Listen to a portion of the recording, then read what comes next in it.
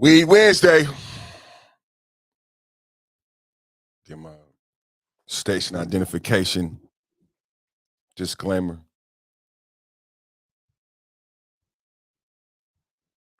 Where we at? Where we at one time? Where we at? How's everybody doing? Hey, Perfect. How you doing, Perfect? All right, my name is Perfect. This is the Perfect Timing Podcast. Welcome to the Perfect Timing Podcast. Broadcast Networks. Today's show is a podcast brought to you by a professional podcaster and YouTuber by the name of Perfect. And I would like to make an station identification and announcement that today's broadcast is purely entertainment and comedic relief. It is not meant to be bullying, insulting, or maligning in any way, and is protected by the statute that you see on your screen right here. I am a professional. Please don't try this at home. Fair use is in full effect. Thank you so much for tuning in. Let's get to our intro.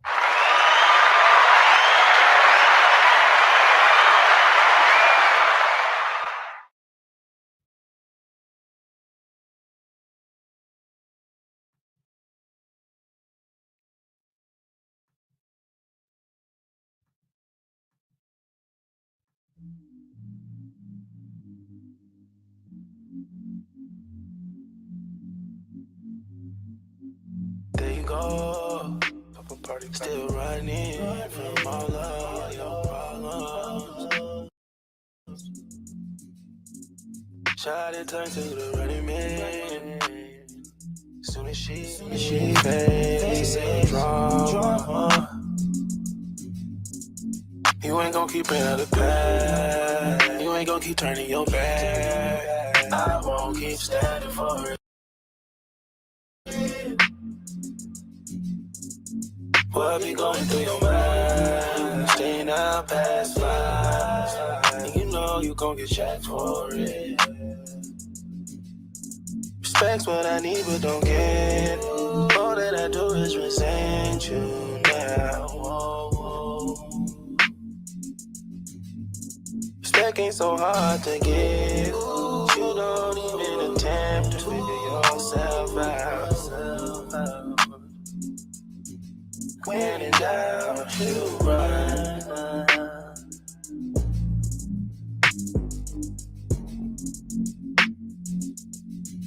When in doubt, you run. Yeah. When in doubt, you run.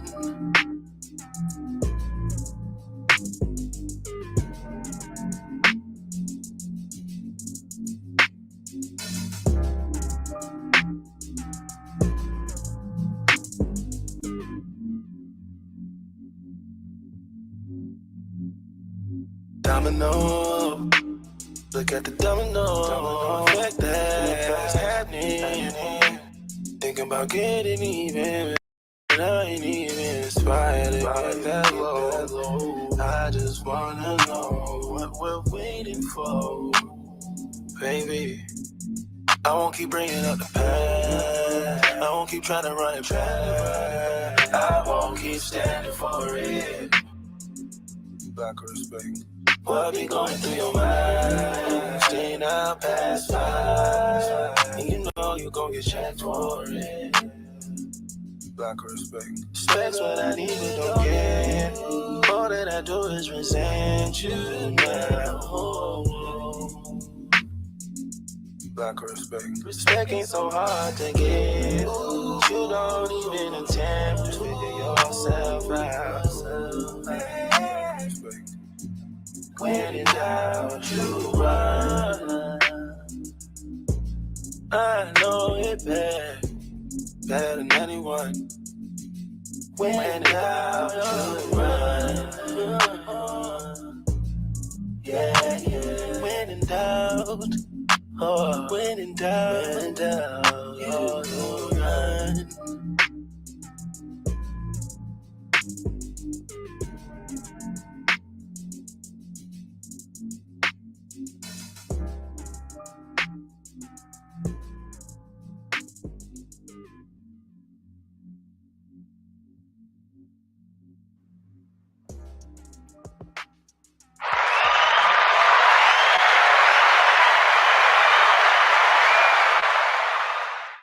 New party. New party. Share the show. We coming in. Weed Wednesday. New party. It's the intro. 5.0, 5.0.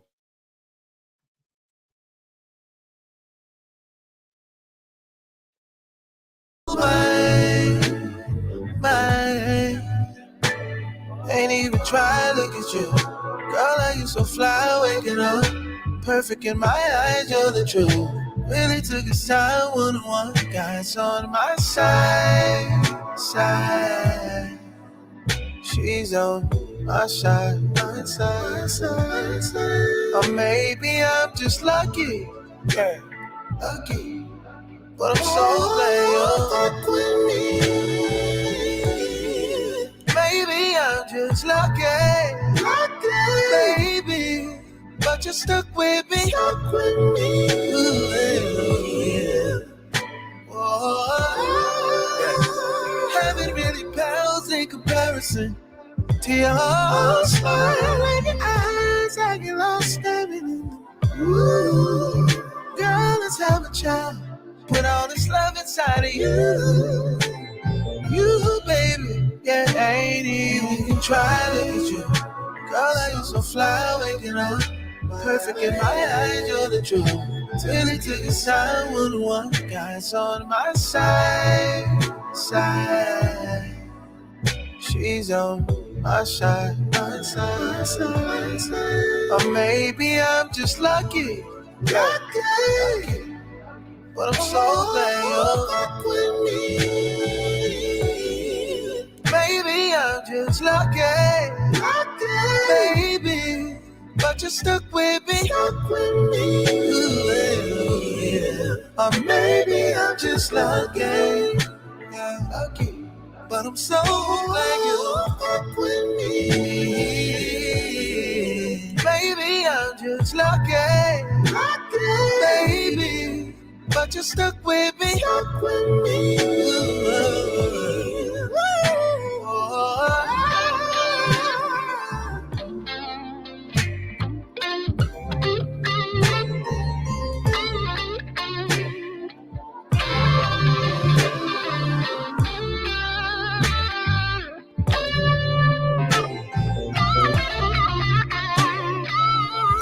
Brown sugar, caramel, chocolate, pretty sure my shea butter, cinnamon, work of art, perfect ten, but not again. Baby news, take my money, only you haven't seen, elegant. Baby, tell me where the hell you been. All my life, I got you now. Woo, stick around. I'm lucky, baby.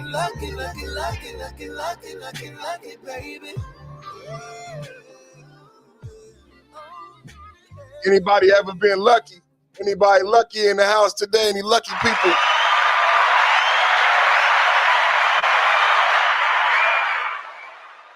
I done got lucky a couple times, man. Anybody ever got lucky before? Put a 5 in the chat if you ever got lucky before, man. Everybody be so upset. Everybody be like, you stop and smell the roses, man. I told y'all me and my son watch Batman Ninja. If you haven't watched this Batman Ninja, man, go watch Batman Ninja, man, on the Max, man. There's so many Batman cartoons in the Batman anime. Me and my son watched Batman Ninja.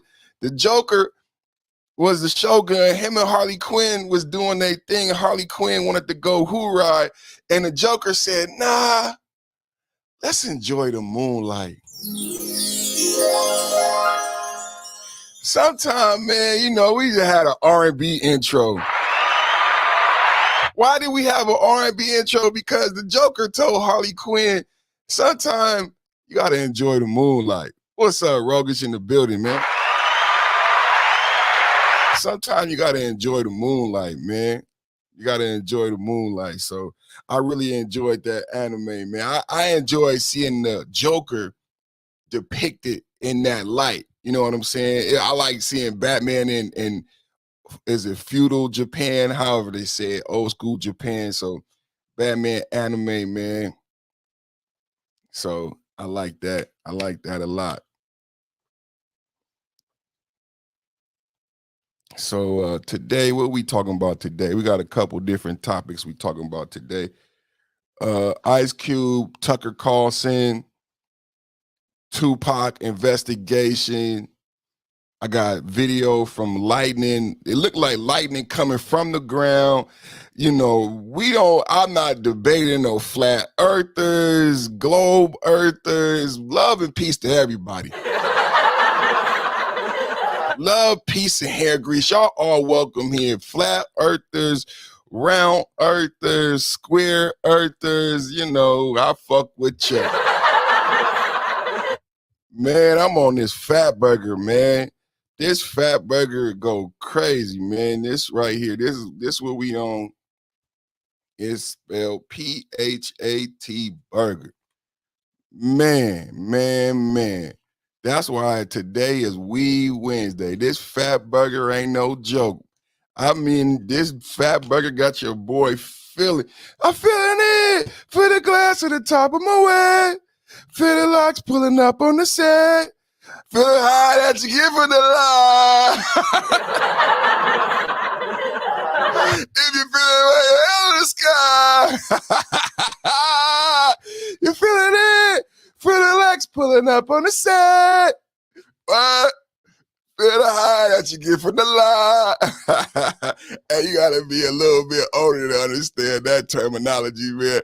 La la la, la la la, la la la. I done dropped my doobie, goddamn.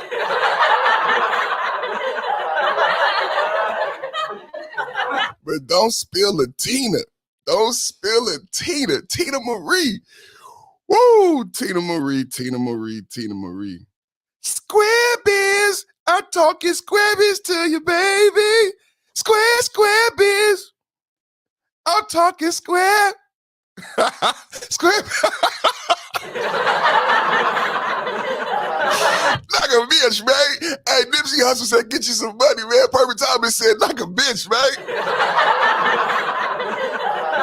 Knock a bitch, man. Just one time in your life, man. Just knock a bitch, man. It might give you the perspective that we talked about yesterday, man. Knock a bitch, man. Get you some money. Knock a bitch, man. Hey, a lot of people would say, get you some money first, then knock a bitch. That's not how I got this shit, man. Well, you say I took a cat off a fish wagon, man. I sell ice to an Eskimo, man. That's, man, that's knocking a bitch off the muscle, off the hustle, off the struggle, I say knock a bitch, man. That's what I say. I mean, for real, man. I say knock a bitch, man. That's what I say, man. You know what I'm saying? Hey, Perfect, what's your vote? Hey, Perfect, what you vote? I vote knock a bitch, man. Yeah, man, knock a bitch, man. I mean, for real, man. I know this for a fact because I'll be in the streets, man. The YouTube streets, the boohoo streets, whatever the streets that the freaks sleep. And I see motherfuckers don't knock a bitch, man, or have the proclivity to knock a bitch, man. Really, though, you know what I'm saying? Bitches be knocking niggas, man. In the manosphere, bitches be in the chat knocking niggas, man. Hey, how you doing? I like your commentary. You know what I'm saying? Next thing you know, nigga knocking. Knock a bitch, man. That's all I'm saying, man. And to give you perspective, man. A lot of this shit that you niggas be listening to from other niggas, man, just knock a bitch, man. That'll help so much, man. Knock a bitch, man. For real, man. Hey, man, don't listen to all the sucker shit that motherfuckers be saying, like, you gotta have this much money. You gotta go here. You gotta do that. You gotta do that. No, what you gotta do is knock a bitch, man. That's what you got to do, man. Hey, it is this simple, man. Go to Kroger, man. Go to Safeway. You ain't even got, hey, I didn't knock the baddest bitches at Safeway. In my flip-flops with ashy African feet. Yeah, I'm Congolese from the ankle down. Matter of fact, I'm Nigerian from the waist to the ankle. From the ankle to my feet, I'm Congolese. Nigga, I ain't been to Safeway. Go to Kroger. I know you niggas got Kroger, Vons, whatever you got, man. You ain't even got to buy nothing. Don't even look like you got no money. Roger say all the time, broke niggas get the most pussy. Nigga, God, that's all you need, man. Go to your local grocery store, man, with some flip-flops, hip-hop. It's your little boxer short. That could be your cousin flip-flops and your cousin biker shorts and a dirty-ass tee. And knock a bitch, man. That's what you do. On Women Wednesday, I want to show some appreciation. Everybody today, the theme today on Wednesday is black women. So all the YouTubers are bashing black women. And rightfully so. Sukiana, man, y'all black women been out of control. Shout out to Cyrock Garvey. But it's Wednesday, man. So as I did my constitution this morning, you know what I'm saying? I'm sitting on the toilet taking a shit, smoking on some of this good fat burger. And I'm like, you know, I have a lot of women who watch me and support me in my analytics. And I want to say thank you to those women. I agree. I've done a lot of commentary. I feel like everybody kept catching up to me late. I did the Sukiana. I did the Black Barbie. So it's like I set the wave. Everybody follow. That's what 5.0 is. But fuck, bro, I want to say thank you because when I said the other day about truth as I know it and the difference between truth as I know it, men like me and I vibe with truth because so many people talking are in monk mode. So many people telling you about this shit is not married, haven't lived in a successful marriage. I've said to you, it's very difficult to live with a human being, you guys. Let alone, think of if you ever been in college, if you ever been in the military, if you ever been in prison, you hear all these stories about my cellie, about my bunkie. It's difficult to live with a human being, let alone a woman or someone of the opposite sex. For all my women listening right now, they could say the same thing, how difficult it is to live with a man. Then you have to live with children. So imagine what it is to be a father, a husband, or a mother, or a wife. You're in one dwelling. Everybody, a family is such a powerful, unique thing that we need to cherish because we need to develop these complexities as men in the black manosphere. I'm sorry. The lack of the family aspect is prohibiting you niggas' growth and intelligence. You listen to these PhDs, you think you smart, but these complexities and nuances, you fucking miss, bro. You fucking miss, bro. Living. When we talk about community, it's because we don't understand the family tie. Family ties. Family ties, Negroes. The complexities. We shit on single mothers, but when she talk about marrying a woman with children, my uncle married a woman, there's complexities that come into play. Blending the families, because like I told you about successful coupling, you want similar backgrounds, right? Similar socioeconomic, geopolitical, all of these things, but sometimes there may be a child. There's complexities there. So now it's not just two people living together. There's three human beings. We talk about children like they're not human, with their not own identities, dreams, feelings, aspirations, lightning. You feel what I'm saying as we talk about lightning striking today? The complexities of melding different minds. I just talked about Batman Ninja. We like Marvel, we like the MCU. The complexity of being your own Professor X. You know what it takes to be a father? To be a father? To be a father? You're Professor X. You're not only melding you're melding minds, you're molding minds. Yeah, your seed, your progeny, your bloodline. You're not only merging and melding, you're molding. You Professor X. You're a superhero. As a father, as a husband, these complexities cannot be conceived by the mere mortal man. Ooh, cooking you bitch ass niggas right now. Cooking you bitch ass niggas. Monk mode. All this silly shit. It's not the highest a man could reach. That's all. As we talk about building men and you lying to them about the level of intelligence and complexity it takes.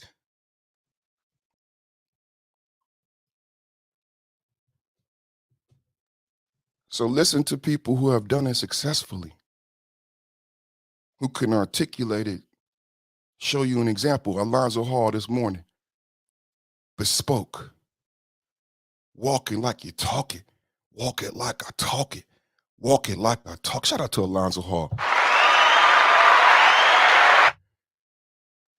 It's more to it. Just the car and the beautiful clothes. Alonzo Hall is a married man. Love his wife, love his mother. When you see Alonzo Hall looking good, doing nice things, know he did that 3 times for his mother and his wife. That support system that you need. We don't talk about that. I don't think we don't talk about it because the right motherfuckers ain't talking and the motherfuckers want to listen to people and they want a shoulder to cry on. Boo-hoo-hoo, boo-hoo-hoo.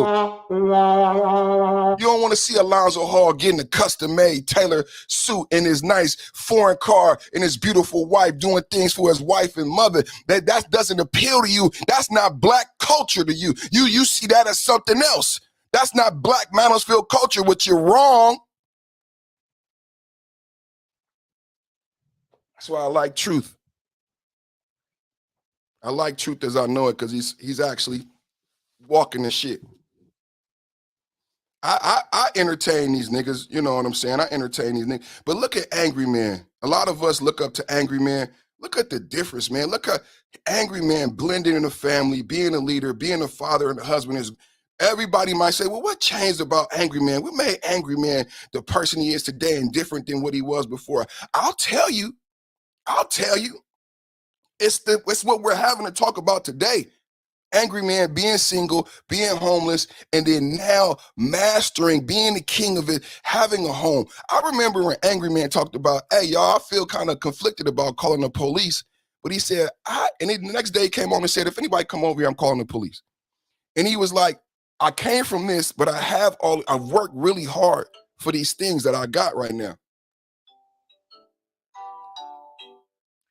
I work really hard for these things I got right now. And I just saw the maturation. These things don't happen when you're in monk mode. And when you have a wife and children and a home and you become a king and you Professor X and you really dealing with this shit and you dealing with her mind. You're dealing with her emotional stability because she's your wife. You love her. She's the mother of your children. It's important, her mental makeup, because she's going to impose that upon the children and you. You're dealing with your children's mind, their mental makeup, because they got to go out in the world and be successful in the representation of you.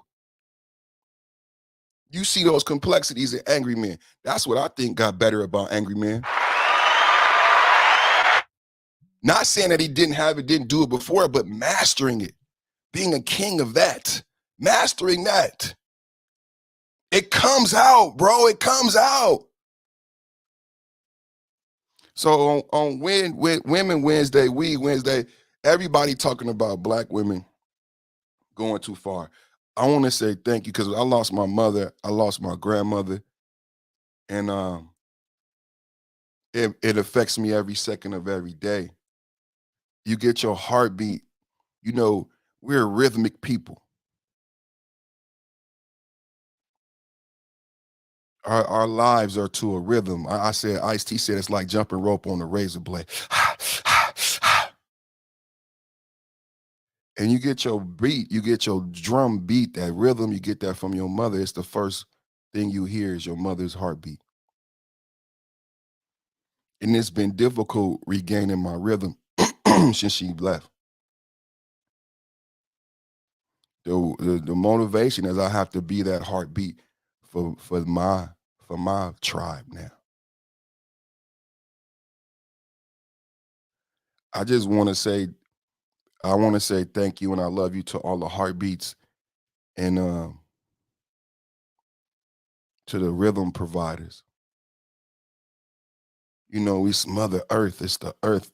You remember when Wu-Tang would say, so I seek the old earth who explain working hard will make your head, working hard might help you maintain, to help you overcome the heartaches and pain. We got stick up cops, corrupt cops, and crack shots. Stray shots all on the block and stays high. Will leave it up to me because I'll be living proof to kick the truth to the young black youth. But shorty's wondering why I smoking cess and drinking beers and ain't trying to hear what I'm kicking in his ear. Neglected. A lot of us is neglected. So for those of us who got a earth, who got a rhythm, who got a beat, I mean, especially in a time where it's so rare, especially in a time where it's so rare, if you got a rhythm and a beat, if you gotta give thanks to that rhythm and to that beat, to that earth. That's what I say. And I agree with Cyril Garvey. That was a great video about, Sukiana. He's in London. He's in Europe. I said my video was called The Exportation of Black Exploitation. So it's COE, content over everything. Sukiana and her are exploiting themselves, right? For views, for money, for profit. She admitted it on OnlyFans. We was fucked up. She's using exploitation. There's apps on your phone. You can exploit yourself for profit. She said, I exploited myself. But the problem that India Arie pointed out so eloquently, 4-time Grammy Award winning, very dark black woman, had challenges as an artist, even though she won 4 Grammys, because she's not the Barbie doll ideal of beauty. India Arie, if India Arie is on that table in the doll test, you got India Arie, you got Margot Robbie. Y'all saw the video, and you ask a 5-year-old black child if India Arie and Margot Robbie, well, which one is the pretty doll? Margot. Well, which one is the mean doll? India Arie. And we talking about relationships, and we talking about monk and pussy, and we not talking about the doll test in light of the Barbie movie. This is a time for the PhDs to shine. You know good, pilfering, pastor-ass niggas. This is the time for the PhDs to shine. India Arie had a very conscious statement about Sukiana. They're exporting your exploitation, baby girl. And it matters when you travel to Dubai. It matters when you travel to Russia, the image that you allow these individuals to export of you. The doll test. India Arie looks a lot like the darkest doll on the table. Margot Robbie from the Barbie movie, who says not her actual color of her hair and eyes, with that hyper blonde and hyper blue Aryan depiction of a white woman. Which is the beautiful doll, Margot Robbie? Which is the ugly doll, India Arie? We not dealing with that? We don't want to talk about Barbie? All you Barbie girl, we don't want to talk about the doll test? When we have Myron from Fresh and Fit trying to challenge Dr. Umar to a debate over whether or not race really affects you right now, when we got statistics coming out, 30% of white males get a call back to 14% of black males, and only 14% with a master's degree get a call back compared to 30% of white males, and only 5% compared to 14% with a felony. Being black in 2023, Myron, is like having a felony. Well, how do you explain that, Perfect? Look at the doll test, Cowinder. If you look at the doll test, Cowinder, and you extrapolate that these individuals are adult hiring managers in HR now, the white girl and the black girl from the doll test, they did it in the 1940s, they did it in the 1970s, they did it in the 1990s, each generation. Now that woman, that white woman who perceives black as being mean, ugly, and violent is your hiring manager, Myron. That's how black affects me in 2023, Cowinder. You don't know about that, Cowinder. Because when that white man asked Martin Luther King about why blacks haven't matriculated like other minorities, Martin Luther King said it was the stigma. That stigma is depicted in the doll test, which was why it was used in the Brown versus Board of Education argument. You can't get around that stigma, Myron. Just like you, Cowinder. You're going to be Cowinder forever. You're going to be Hopsine Cowinder, Love Deep, Raj Deep, huh? Love Deep, Raj Deep, Deep, Sleep Deep, Walk Deep. That's your name, Cowinder. That's who you is, Cowinder. You came here when you was 10 years old and you hung around me. You hung around Rogish. You hung around the black man that white woman said, if you get lost, find a big black man. So Cowinder came here when he was 12. He didn't know how to speak English. He didn't know how to be cool. He didn't know how to dance. He didn't know how to knock a bitch.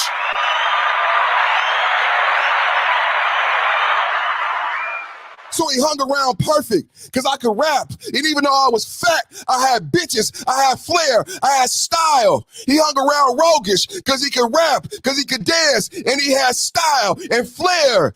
That's American culture, niggas. Cole Winder hung around me. Cole Winder hung around the cool table to get his acumen of America, and then he became a FBI agent and played Perfect to arrest Perfect, you motherfucker, you.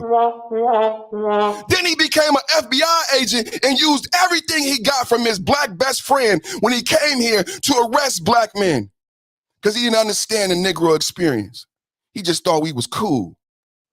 He just thought we was cool. And the girls like you. But Cole Winder didn't understand the ramifications of the doll test. And without the PhDs in the space giving any attention to the doll test under this $1 billion propaganda from the Barbie movie, how the fuck will Cole Winder understand? Cole Winder will just be running rampant, talking shit to Dr. Umar, fucking real PhD. The fucking PhDs in the black manosphere is full of fucking shit. So what happens? What happens? Nothing happens. Black women, black girls go forward. It was a reason why Claire Huxtable said, you can't wear makeup, baby girl. Claire Huxtable said, you can't wear makeup, baby girl. Why did Claire Huxtable say and make a rule that her daughters couldn't wear makeup? I think they talked about the doll test in that episode. I think they talked about the doll test in that episode. Claire Huxtable understood Barbie, Disney, Princess, Cinderella, and how difficult it would be for her daughters to identify themselves as beautiful and worthy in American society. So she knew. Didn't I just tell you about being Professor X? Didn't I just tell you about the complexities of being a mother and a husband and running a family and molding minds? And how do you create beauty and instill beauty? Motherfuckers don't understand. Motherfuckers don't understand. Motherfuckers don't understand about being a parent, how this parent shit work. You can't have a weave. You can't wear makeup. You can't wear jewelry. She wasn't being mean. She understood the doll test and the difficulty that they would face. If you didn't see beauty in the mirror without the makeup, without the weave, then you would have problems in America as a black woman. And she didn't want her daughters having the ramifications and the bullshit that comes along from the doll test. She needed her daughters to see beauty without the European standard placed upon them, without European hair, without European features and attributes. You need to see black as beautiful. So you can't wear European hair. You can't wear European makeup. You have to find a way to look beautiful the way God made you. Shout out to Claire Huxtable. Oh, we can't have the Cosby Show. No, we can't have the Cosby Show.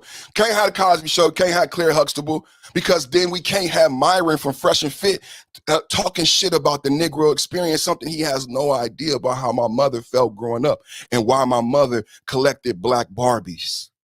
Why Black Barbie was so important to Nicki Minaj and Little Kim. Why was Barbie so important to Nicki Minaj and Little Kim?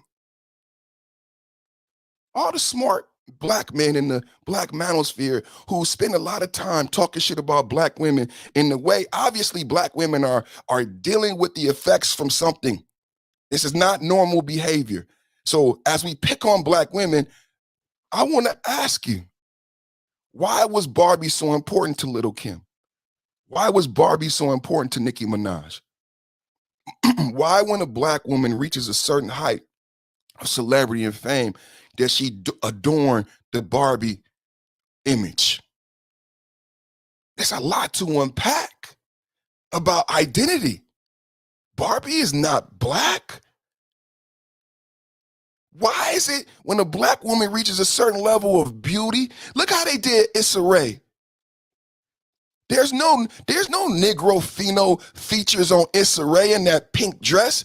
There's no Negro nose. My big welfare green bell pepper nose? You know my big welfare green pepper nose, my big welfare big lips? Issa Rae don't got no welfare green pepper bell nose. Myron says race isn't holding you back in 2023. And we have an Aryan Barbie. The kid, that's not his real hair. We have a Ukraine, we have an Azov battalion, we have this Austrian issue with the creation of the replacement myth, and you have it manifesting in a $1 billion global frenzy. You died, that's kid, that's Ryan Gosling. His hair is not that color. He looks like an Aryan Nazi prince. Margot Robbie, her hair is not that color. So you have this image of Aryan love. In 2023, the first year where America is less than 60% white. This is the first year where America, Bill Gates said America wouldn't be a major superpower in 2030. This is the first year where America is less than 60% white, and you got this movie with a $1 billion push that you know you can never recoup the money. So if Sukihana is not selling music, then what are they selling with Barbie? If Sukihana is not selling music, and Sarat Garvey Sarat Garvey should be upset. He has a right to be upset. If Sukihana is not exporting music, what is she exporting? And what are they exporting with Barbie? Blonde hair, blue eye in Korea, in Japan, on buses, all over the globe. Blonde hair, blue eye. What are they selling? You won't get the money back. All right, y'all. All right, let's go to Cube. Let's go to Cube. Can't do a lot. We can't do a lot. Can't do a lot of Cube because I don't want, the bullshit. Because Tucker, you can't do a lot of Cube. But so Cube did last week when I said I wanted to do Cube did Cube been doing everybody. So he did last week I said I wanted to react to Cube and Tucker. That actually wasn't Tucker that he did. It wasn't Tucker that he did. He did what's the other white boy, y'all? It was he did Bill Maher. He did it wasn't Tucker, but it was a good interview. But so Cube did an interview with Tucker. Piers Morgan, that's right, thank you. Piers Morgan, thank you. He did a good interview with Piers, and I was like, it was good. I didn't really want to react to it. It's similar content, but I do want to react to this. He got Tucker to come. It's so much to react. We're going to unpack. Let's watch a little bit of it, then we'll unpack it because this is amazing. I mean, it's just like how today I'm saying, about appreciation, the heartbeat, right? Even though Sukihana's acting up, we still going to show appreciation to the heartbeat. And this is another thing about, even though you go out these white boys making the country music about sundown towns, America is a melting pot, bro. My wife's not black. My children are mixed. America is a melting pot, bro. So it's very hyper segregated right now, online and pub, but that's not America. We all grew up with all different type of races. It's so weird how we've become in 2023 where men hate women and blacks hate whites and everybody has a reason to divide and argue and dislike each other. It's so un-American. In the lunchroom, we all the same, bro. We all got our free lunch card. Co-winder, Hop Sing. We all together, bro. And then we grow up and we go in our corners. It's fucking sad. So I like that Cube had Tucker come and how Tucker is feeling so comfortable. Why shouldn't he? We in America. We in America. We don't know who this man grew up, who his best friend was like as a child. We don't never talk about my best friend was Asian. My best friend was Chinese. And then like I told you, being from the Bay Area, when you grow up learning if your best friend was Asian, then you learn, oh, he not Chinese, he Korean. So you say my best friend was Korean and I learned about nuances of culture as a child because I thought my best friend was Chinese until I went to his house and I learned about Korean culture and Korean being different. I thought my best friend was Chinese and I went to his house and I learned he was Filipino and I learned about Pacific Islander culture. And this is how you grew up in New York and in these metropolises, right? When we talk about culture. So I like the fact that he brought him to the hood, man, to have this conversation. So we're going to watch a little bit of... We're going to ride by. He used to live down the street from me. His cousin moved on our block when I was 12, he was 11. And street. As part of our ongoing, never-ending quest to find the few people in this country who are still willing to say what they actually think out loud, we wound up in Los Angeles recently with the rapper Icecube driving through his old neighborhood. Didn't expect that to happen. Here's how it went. Dr. Dre came by this house. I'm gonna show you. We're gonna ride by. He used to live down the street from me. His cousin moved on our block when I was 12, he was 11. And his name is Sir Jinx. He became one of my producers when I went solo. Sir Jinx. He moved on the block, and then Dr. Dre was his cousin. So Dre came by a couple of times. It was cool, you know, to be able to see somebody who was actually making records. Yeah. We were still amateurs. Okay, not at this street, but the next one, make a left. You want to get out there? Or you want we're not getting out because I don't want my pops to be like, what the fuck are you doing? All these people coming by my house. You didn't tell me. Oh, your dad still lives there? Yeah, my pops still lives there. How long has your family been there? Man, since 1962. So that's the first place we're going to make our first stop. Y'all know when you're doing a reaction video, you can't watch the video all the way through. So that's the first place we're going to stop. Icecube, O'Shea Jackson's father, still lives in South Central California to this day. I mean, there's so much to unpack about this story because it's like, you know, we from the hood, man. It's people in the chat. My wife, Rogish, I'm listening. Thank you, everybody, for watching and commenting and sharing and hitting the like. I love you guys. God bless you, everybody. When we come from these places, we be wanting to move our parents out. And if we do, we don't tell everybody that our parents still live there. People only know if you live in that neighborhood, if you're related. And the fact that Cube father still lives there and he took Tucker by there and showed the whole world, this is a thing, an insight into Black American culture. Ice Cube is highly intelligent. He's showing you this on purpose. He know what he's revealing. He know this is why Ice Cube is trending on Twitter and all social media today. People think he's trending because of the controversial statements that they put out about him. I believe he's trending because him and Tucker took a ride through his neighborhood that people consider a hood or a ghetto. Remember Rogish was talking about there shouldn't be a hood? He's going to talk more about how they changed the neighborhood and turned it into a hood. This is a lot. I'm very proud of Ice Cube, and I'm very happy that he showed this, especially in today's climate. They all grew up on this block, okay? That's my son. That's my son. Famously, it's one of the tougher neighborhoods in the city. So where are we? Right now we're on Manchester. This right here, that's a cemetery where a lot of people in this area laid to rest right there. Anyone you know? Yeah, a lot of people I know. A lot of friends, you know, a few family members. Out of all the kids I grew up with, at least 13 of them are dead. And that's before they even reached 21. You know, I just turned 21, so, you know, I thank God that I've even reached 21. Earlier, I went in on the doll test. I went in on Myron, a Fresh and Fit, and Myron's talking about a debate and his lack of understanding. Ice Cube is alive. Ice Cube is my contemporary. He's like maybe 7 years older than me. Rogish, he's our contemporary.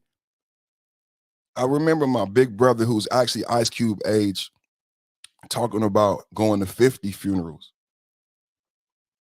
And us being, when we talked about irritable depression and the way Black men walk around, the way Black women walk around, how it feels. Remember I talked about how it feels to have so many lynchings every year, 100 lynchings. What it feels like to live in that neighborhood next to that cemetery at 20 years old with 13 friends dying, and not from cancer, but from gunshots and murder. I just, it's so much to unpack. This is so powerful. Like, I'm not even going to spend a lot of time on the controversial part that YouTube don't want us to talk about. I don't have to. This video is powerful enough about what Myron is talking about, what the country guy is talking about Black culture, what we've been talking about. It's so much in the first few minutes for us to unpack as Black man in the Black manosphere, what it is to be Black in America, why we have this irritable depression. That's why I wanted us to focus on that.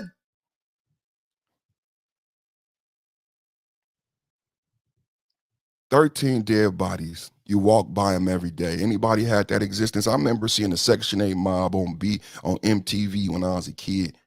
We had the murder cap, crack and gangs was created in the Bay Area, so we would look at other areas as they got crack, as they got gangs, and we saw the culture change in Little Rock, banging in Little Rock. We saw the culture change in DC, and I remember seeing Section 8 mob, and they did a thing where it would be 2 dead bodies on the street in DC, and it was because the police force hadn't caught up to the new culture of crack and gang violence. And there was only one coroner, and the coroner would take several hours to resume and consume a body. And so if another killing happened that same day, that body would be out stinking. Remember, Boys in the Hood, y'all want to see a dead body? Myron, you want to see a dead body?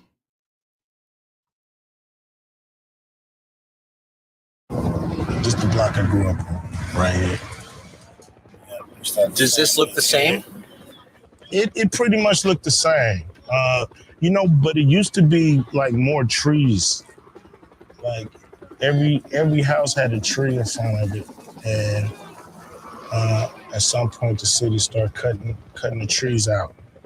They said that the helicopters couldn't see people. So they start. What, the police helicopters? Yeah. So they. My wife was in the chat. Mrs. Perfect Timing, I love you for being a great wife, mother, friend, partner. And if I don't tell you enough, I want to tell you today on Women Wednesday, I love you. She's a great student and a great teacher. To be a great teacher, you got to be a great student. A lot of times I'll teach my wife something and she'll come back and she'll expand on what I've taught her and come back and teach me. Come back and teach me.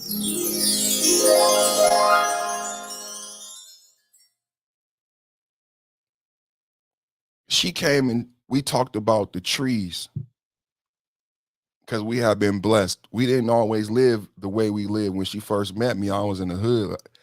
One night after coitus, it was shooting every night, but this night it was a lot of heavy military artillery, and my wife had to jump on the ground and she was hiding under the bed. That's when we first met.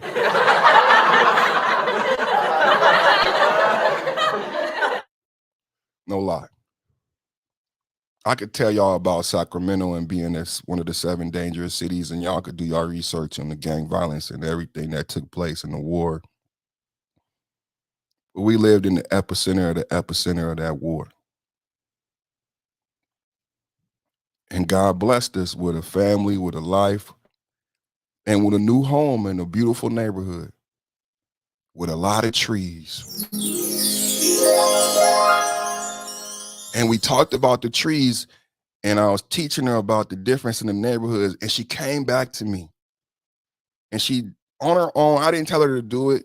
She expanded on our conversation, and she said, "Daddy, I did my research," because we were elevated again by God. Thank you, God. And we are in a more beautiful neighborhood with more trees. And she said, "Daddy, did you know that the cost of the real estate goes up by the amount of trees in the neighborhood?" And you could correlate how home prices to number of trees. I said, "Get the fuck out of here." And then she showed me her data and her research. She should be a YouTuber. On Zillow and different sites, and she found research that correlation between the amount of trees in the neighborhood and how much homes cost. You can't make this shit up, y'all. When we talk about Myron Fresh and Fit being black culture, redlining, you can't make this shit up. Right now, people going through the rent moratorium is over. Some women haven't paid rent in 2 years. Last time you paid rent, it was $1,000. Now rent is $3,000. And I love my neighborhood. I love the growth. I love the blessing. But I didn't know that till my wife came back to me and shared with me. The more trees you have in your neighborhood, I can correlate that to home prices. The less trees, the lower the home prices. They literally took away value. They literally took away value to make it like what Rogish was talking about. This not supposed to be a hood. They literally stole value to create a concentration camp. They literally stole value and turned it into a fucking prison. Back to the video. I just had to stop right there. I just wanted to give Rogish and my wife, y'all props, y'all don't understand about this hood shit, about there's not supposed to be a hood. And we can go deeper into why the amount of trees affect the price. Because the amount of trees goes to what those manosphere niggas be talking about, but they don't never dive deep into about environmental, socio-economic factors that affect behavior. Hello. They always talk about environment. When you take out the trees, my wife just said, shade and oxygen, peace, it goes to socio-economic factors that affect behavior. Yeah. And did you know they took the trees out? Run from the ghetto, bird. To create a prison. I thought we was free. When you listen to this, you be like, well, I thought I'm not in prison. I thought I'm not in jail. When Rogan say it's not supposed to be a hood, you start thinking, well, what the fuck is a hood? Am I incarcerated? What did CeeLo say? Put it in the chat. For every now and then, I wonder if that gate was put up to put crime. How'd I keep my ass in? Well, every now and then, I wonder if that gate was put up to keep crime. How'd I keep my ass in? Pow! Who's that peeking in my window? Nobody knows. Who's that peeking in my window?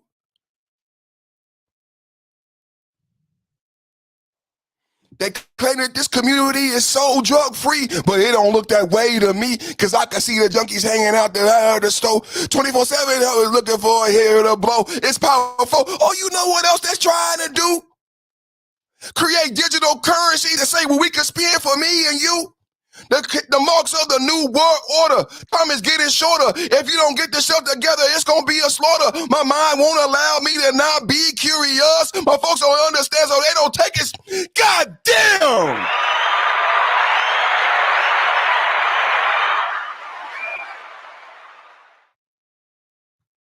damn! They start cutting the trees out. 3 decades and billions of dollars later, it's still a tough place. How do you think politicians in Los Angeles have done running the city? It's pretty much the same people running it the same way. Politicians only really pay attention to the people that give them money. Everybody else is kind of an extra in their movie. We would love you in the scene, but we could do the scene without you. You know? Yeah, I do. Do you ever give money to politicians? No. Why? I don't believe in politicians. Politicians have hidden agendas. They owe a lot of people a lot of favors. The more money you give them, the more you're listened to. So you've never fallen for a politician? I can't say that. I've had hope and, dreams that, this guy is going to be the guy. What'd you think of Obama when he got elected? for the first time, I felt proud that America took that step. Yep. I didn't think they would ever do that. And so that was a moment in time. But then, you look around, years go by, and not much change for people I know, people I care about. We've had 6 major race riots on the president's watch. Race relations have plummeted to lows not seen since the Rodney King. In Chicago, a toddler is now the latest victim of the city's deadly surge in gun violence. But it didn't change with Bush. It didn't change with Clinton. It didn't change with other Bush or Reagan, or Carter. So, at the end of the day, it's still the same results. So you're describing a symbolic victory? Yes, in a lot of ways, yes.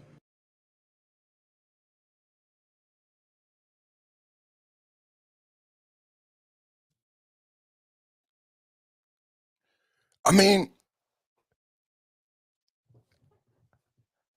if we play, I'm not going to play the end. I'm not going to play the part. This part is trending. But if we allow the people who create the narrative, if we allow them to control our mind and what we focus on as Black people, right? That last part is not important to us. About his HIPAA rights. So we're not going to get into Ice Cube's HIPAA rights because we respect HIPAA. So we're not going to violate Ice Cube's HIPAA, right? But this part has been twisted around. People are saying that Ice Cube is saying that Obama didn't do nothing for Blacks. For some reason, Ice Cube has been made an enemy of the Democratic Party in this 2024 election season. I don't know if you've seen it, but they are using Ice Cube as a battery. As we talk about the Matrix analogy, they are using Ice Cube as a battery. Ice Cube didn't put out anything about his HIPAA and his medical information. He's actually upset and he should sue about the people who actually released his HIPAA and medical information. Don't put it in the chat because I don't want that shit in the chat or on my channel. Don't put it in the chat. And now they're twisting his words again around, saying that he said it didn't change under Elder Bush. It didn't change under the young Bush. It hasn't changed under any president. It was a symbolic victory.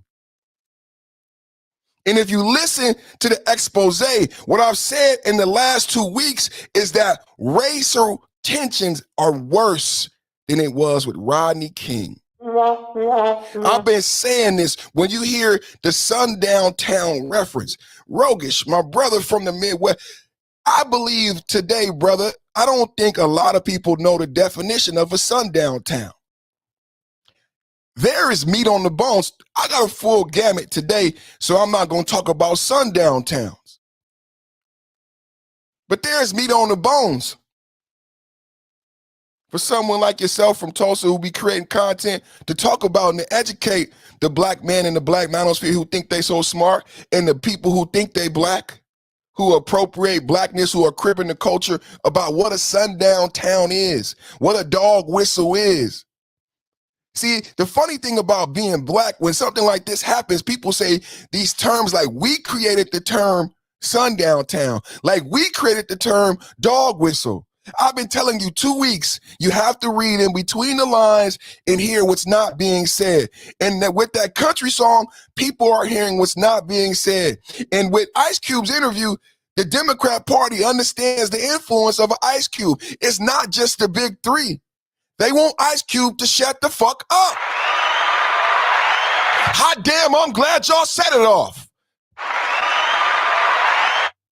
They want Ice Cube to shut the fuck up. He brought Tucker Carlson to South Central LA. There's a ghetto bird in the video in 2023. It's making intelligent Blacks like myself ask, are Black people under occupation in fucking America? It's making intelligent Black people who own property like myself, who understand the correlation between trees and home prices, wonder about redlining and are you stealing Black people's wealth and reparations?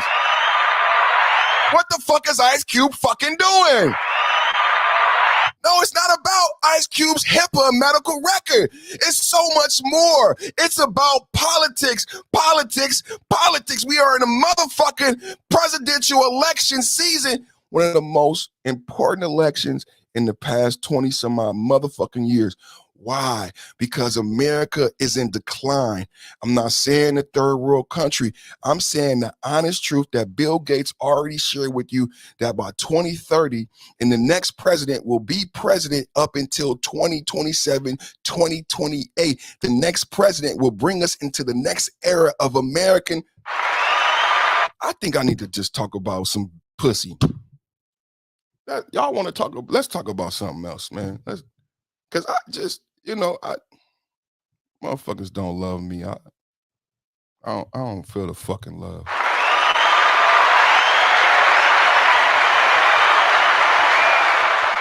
Yesterday, we said how old Biden was. Did you guys realize, remember yesterday, KP from KC5, I'm listening to everybody from the 5.0 cool table, when we said Biden would be 89 by the end of his next presidency, did you realize when I said, what do you call a kingdom with a 90-year-old king?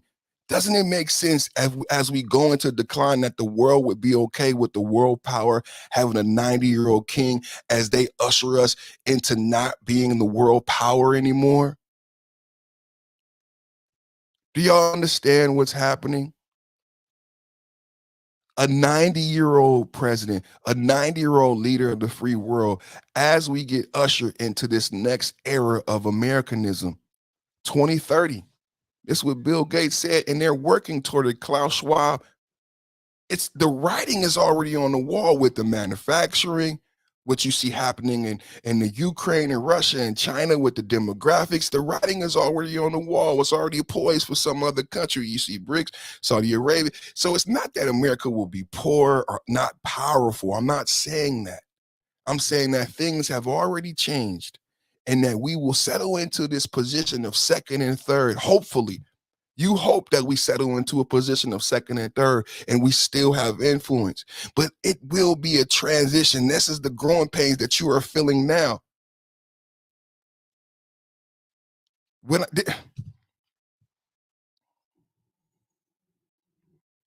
fucking talk about monk mode. Let's talk about Octane. Let's talk about monk mode and Octane. Let's not talk about blackness, the Negro experience, as people change history and say Tulsa wasn't a race riot, slavery benefited blacks, and hip-hop was created by Latinos. What our children will say is, while this was happening, and they were like, what was y'all doing? We was talking about pussy, not getting no pussy, how bitches ain't shit. Huh, Dad? Nah. Y'all had PhDs in the space. Y'all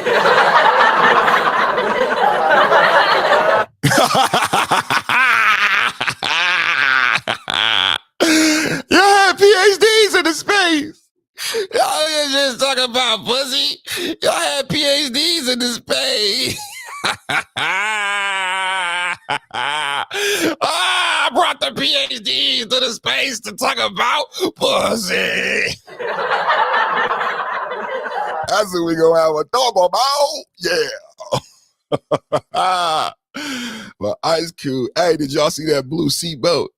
That was a what was that, a Rolls Royce? I'm thinking that was out of a Rolls Royce truck. What was that, y'all? Y'all see the interior, that blue and cream? That hey, tell them I want blue and cream. Shout out to Wu-Tang, man. I ordered a banana nutriment. I put it on the paper. That was blue, and that interior, that was stupid clean. That looked like a Range Rover, a double R something. Because Range Rover is 2 R's too, right? Range Rover. That was a Range Rover or Rolls Royce. It was one of the two, but that motherfucker was clean, boy. So much to unpack, man. And shout out to Q, man. So where we gonna go next? I did Tucker. I got the lightning storm. I got Tupac. I got Tupac. So we did Tupac last week. We did Tupac last week. And this the boy Schuler. This the boy Schuler King. I like him. Ladies and gentlemen, anybody want to tell me just what in the world's dumbest criminals is going on here? They done messed around and found the bullet cartridges in somebody's house in Las Vegas that might be from the Tupac murder, and they testing the ballistics on it. I would be surprised if y'all find anything. It's been 30 damn years. Do you know how much Fabuloso and Pine Sol and Lysol and everything that done been on them damn you ain't gonna really find nothing. You know how many times the house done been vacuumed in 30 years? How many pit bulls done been in there? There's a whole lot of stuff going on in that damn house. Pit bull puppies. But if you find something, then cool. I'm just saying, but y'all just not finding out where this house is. Was that house not there 30 damn years ago? Tell it, Schuler. I don't know, but if you find something, I'm telling you, that's gonna be, you got to be silly as hell. How you gonna commit a crime and then still keep the evidence for 30 years? Niggas.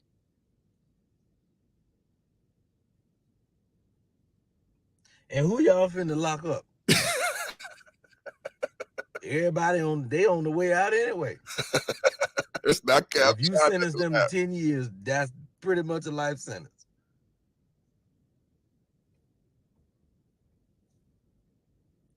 Yeah, I ain't lying. Good day. Hey, Mac users. Have you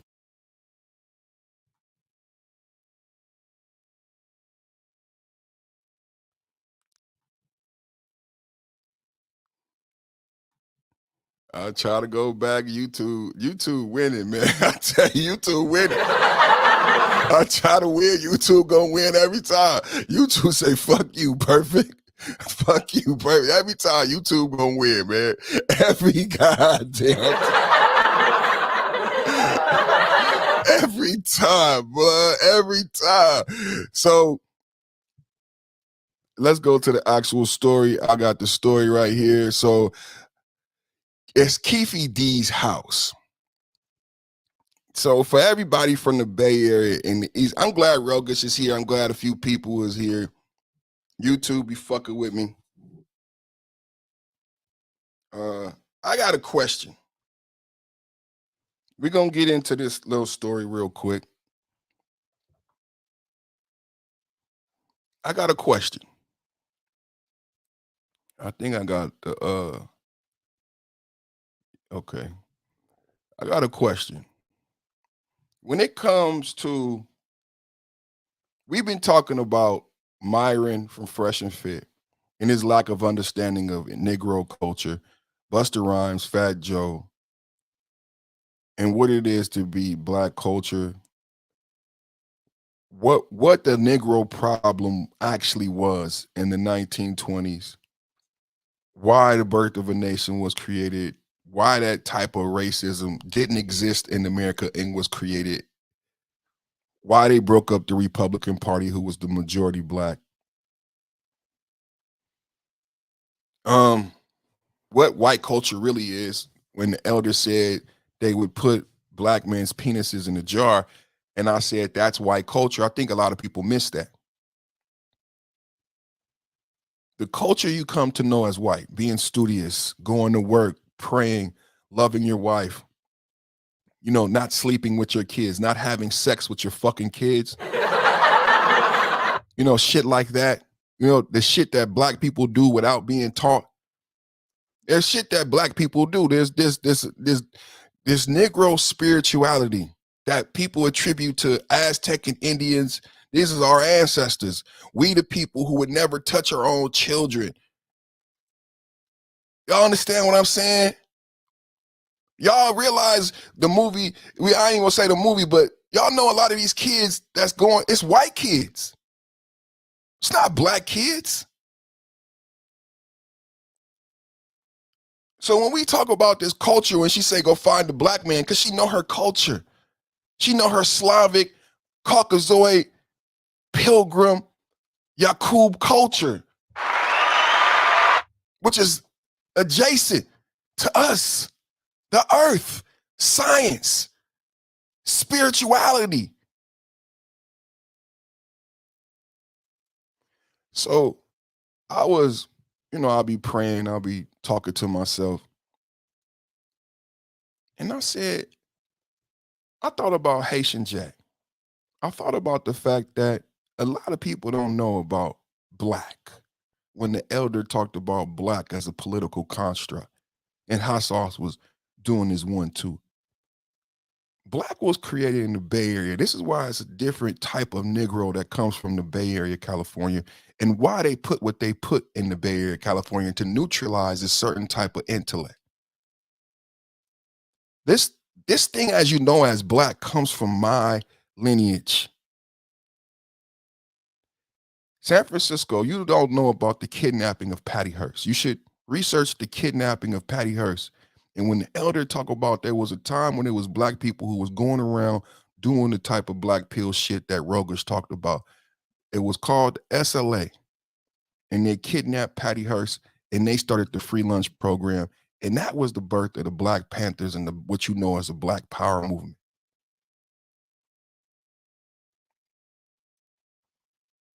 Bruce Lee, Joe Jackson.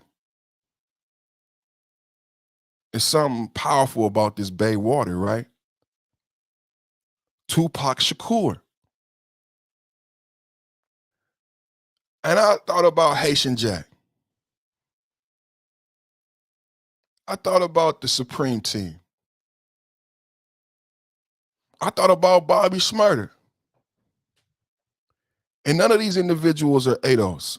And Pac was not only ADOS, Pac was super black.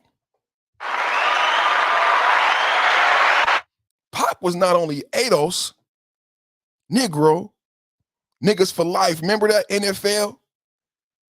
He was not only ADOS, he was not only Negro, he was super black. And he overstood the blackness I'm talking to you about today.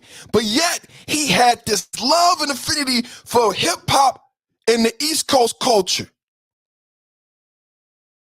So he found himself inculcated. Shout out to KD for KC5. I could not say that word. Thank you, brother. Thank you. It was right here. It was saying to me, nigga, here I am. You know, your dyslexic ass don't know how to use that. Right? So I said to myself, was there a racial component to the Tupac Biggie East Coast, West Coast rivalry? I'll say it again. Was there a racial component? Complexities and nuances. This is the melding, POC, people of color. This is the melding. They did this with white folks, with Irish and Scottish. This is why certain white people clash Italians, and you don't get to see those those inter-nuanced complexities between whites. Hello! You don't get to see those inter-complexities in between whites. When Tampa Bong said the Southeast Caucasian wasn't considered white when he came to America. The Slavic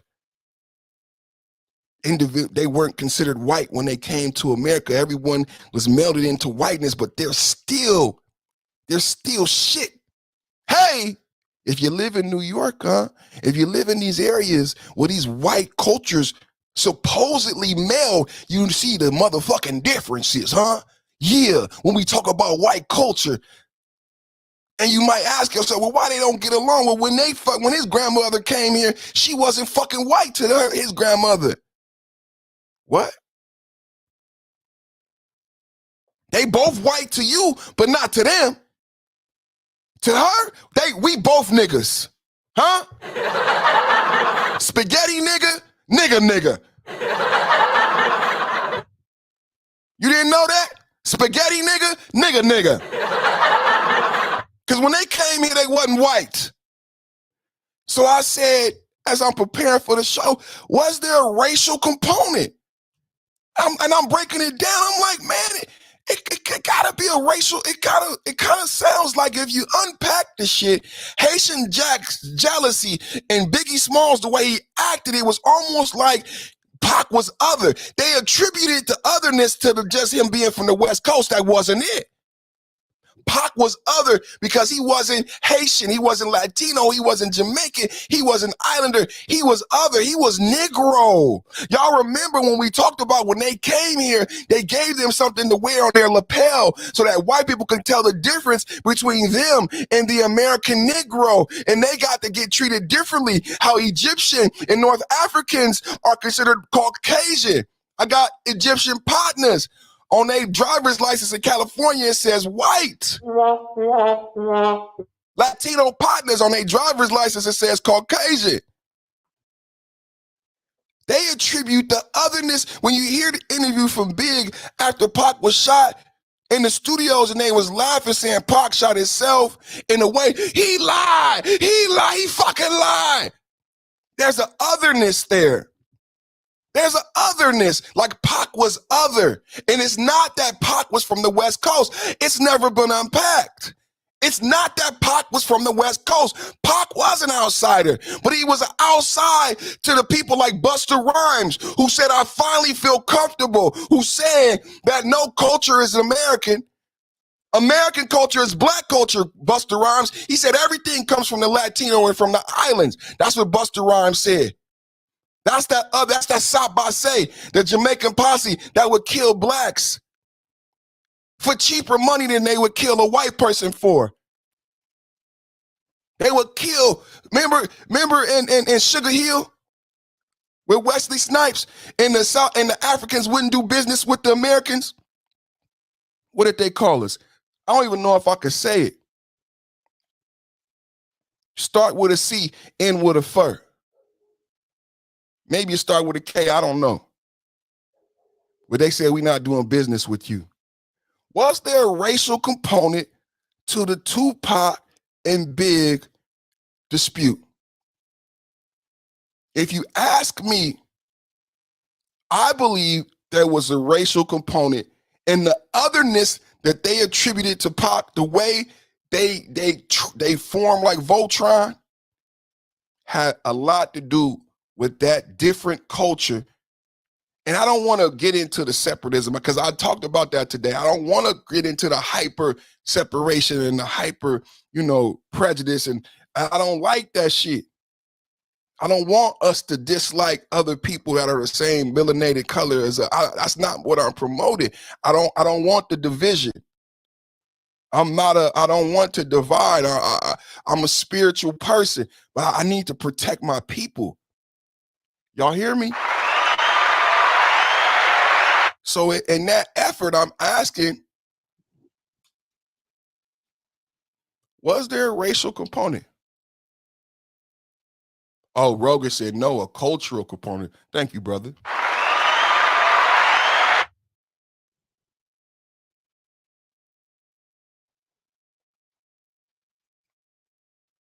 I don't think we never unpacked that shit.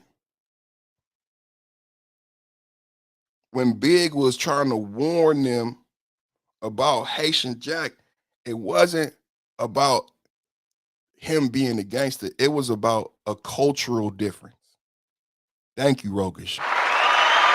It was about a cultural difference. And he was trying to warn Pac.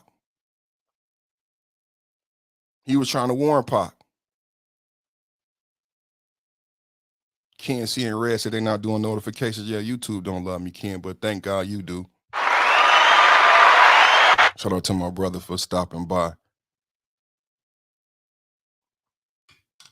So that was I wanted to just share that with y'all because that was something, as I was doing my constitution, that came into my mind when we've been talking about culture. And I just thought about Haitian Jack and Big, and I have been listening to this stuff over and over, and how Pac was treated and how Pac felt put aside, how he felt other than.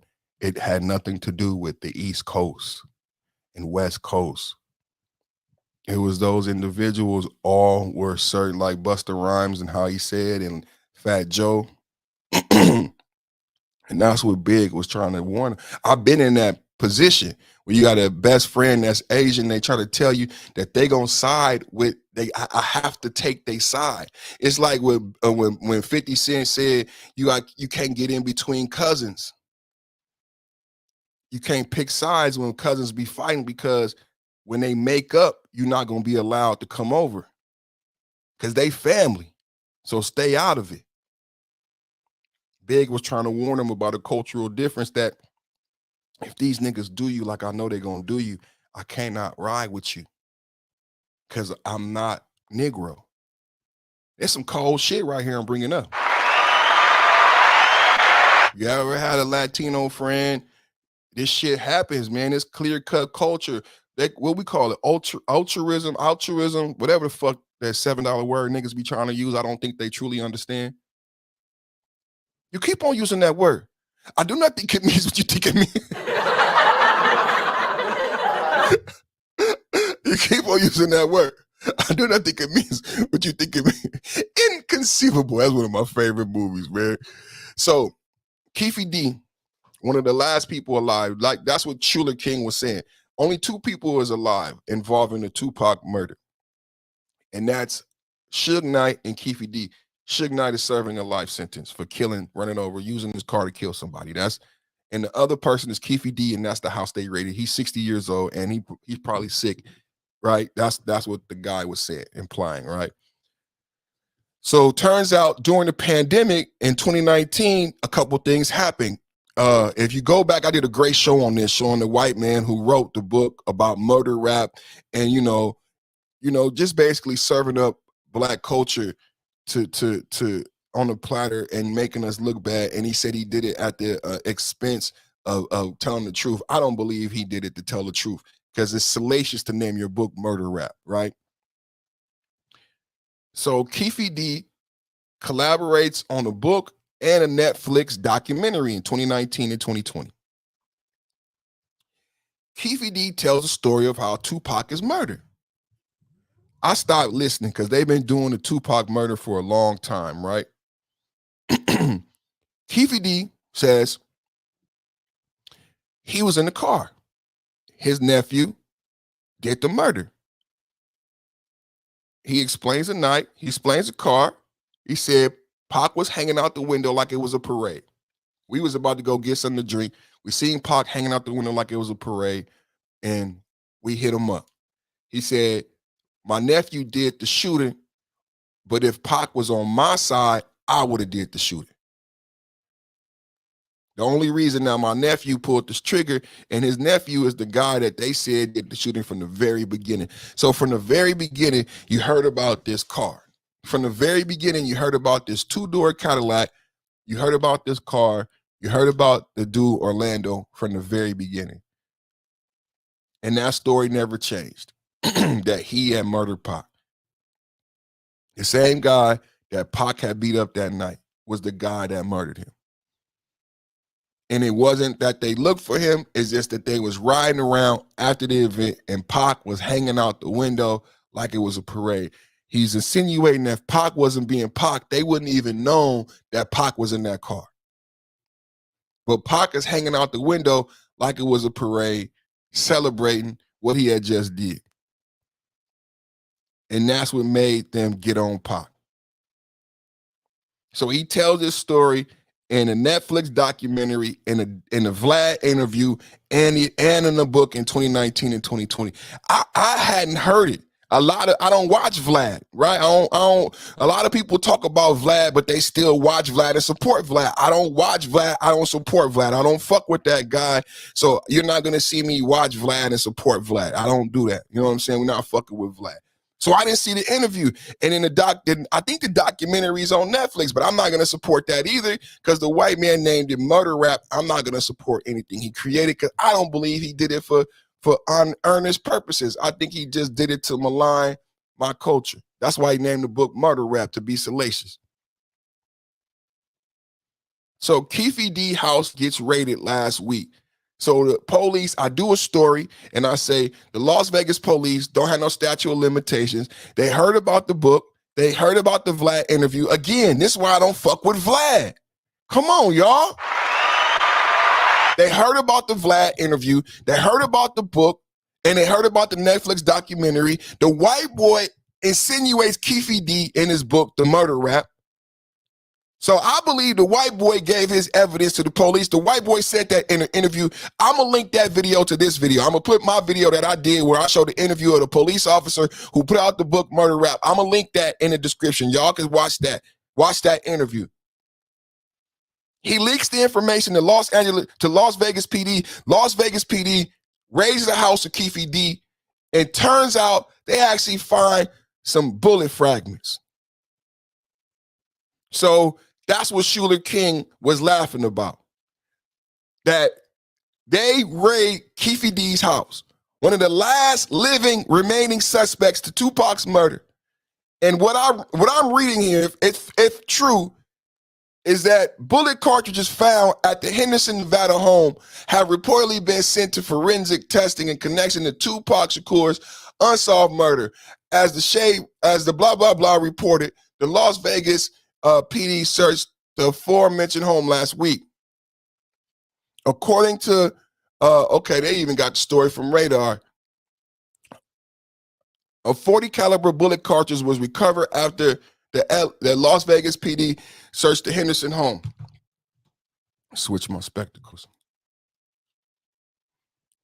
Additionally, the cartridges have been sent to a forensic lab to determine if they match those removed from Tupac Shakur's body. The bullets taken from the house will absolutely be tested by forensic experts. Of course, the most obvious probe will be to determine if there's a link to any bullets found in Tupac's body or the scene of the homicide, a Vegas police source told Mirror.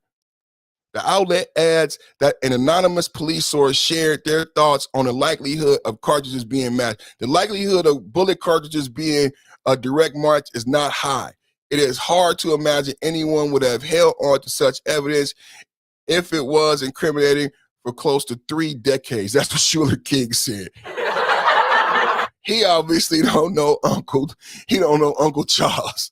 He don't know Uncle Charles. Uncle Charles held on to all of them bullets. And every time somebody come over, he bring out that shit and he talk about the Tupac murder. This nigga been doing this shit for 20 years.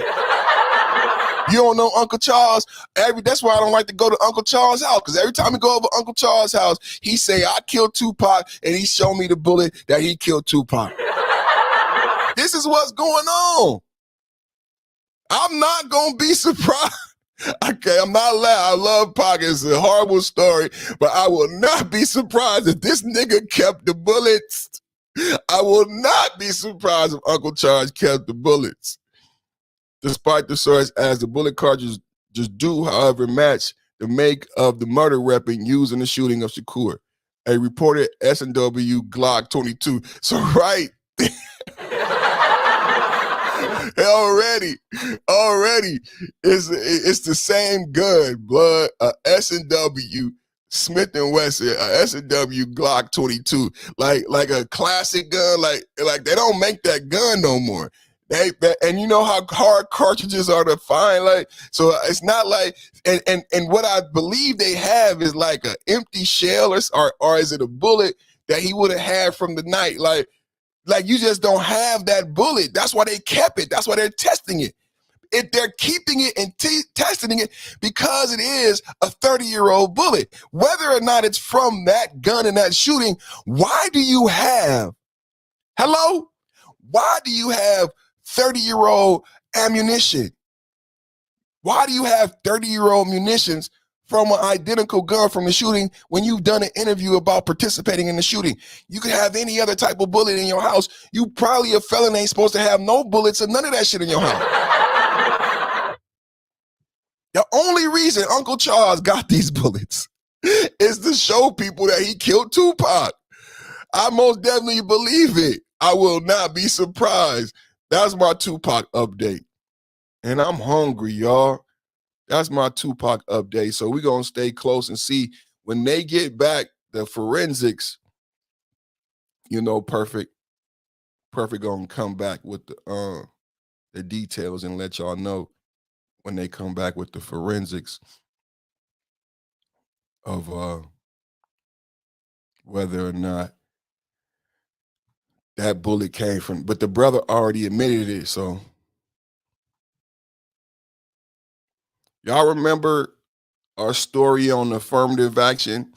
And yesterday we talked about student loans and telling your family that the moratorium on student loans is up and Biden has a plan B to pay for 800,000 people, 39 billion down from the Supreme Court shutting down 430 billion. So we went from 430 billion, which is $1 trillion campaign promise. It started as $1 trillion campaign promise. Then we went down to 430 billion, and the Supreme Court said no.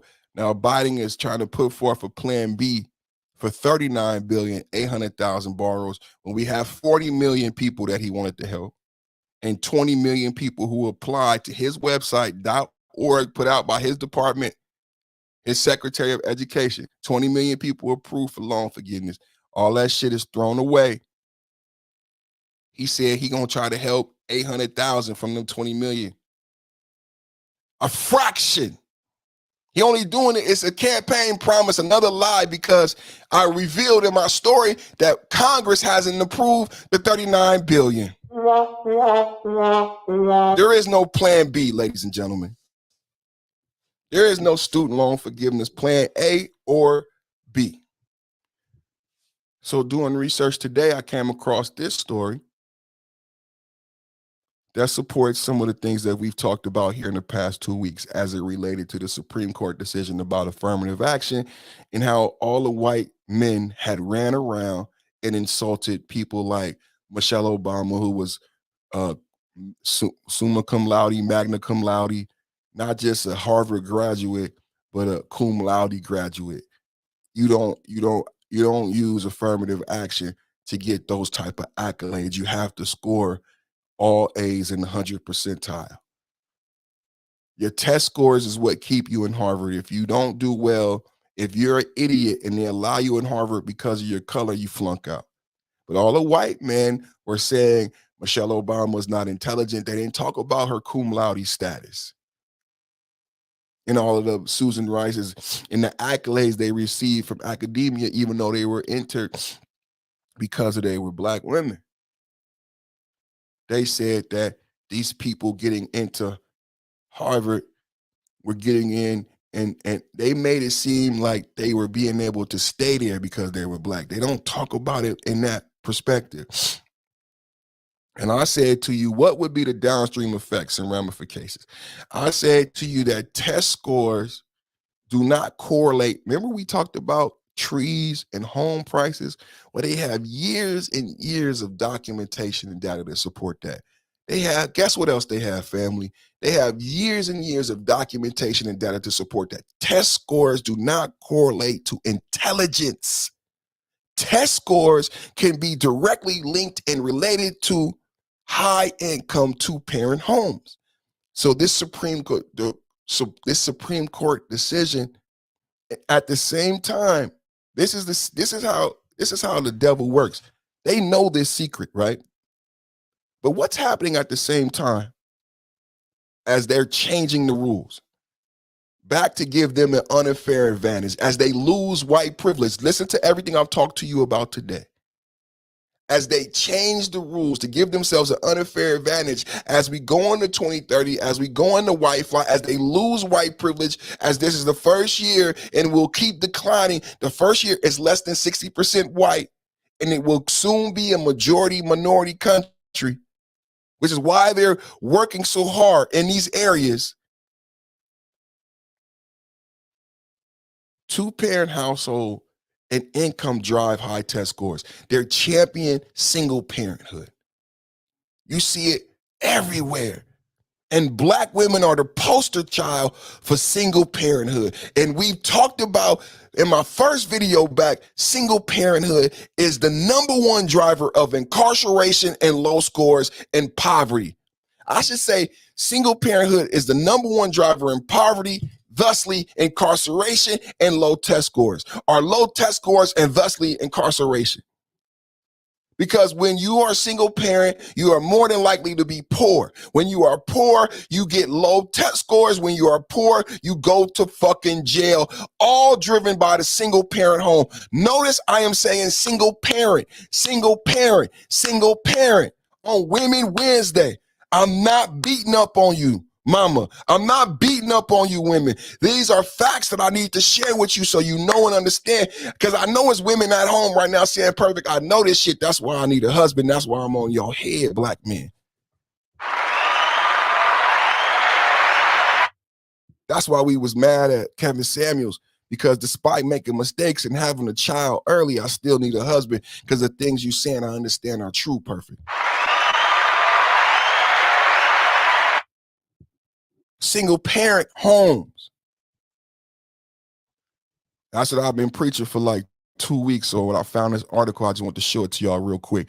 Children from the wealthiest families more than twice as likely to attend elite university, study finds.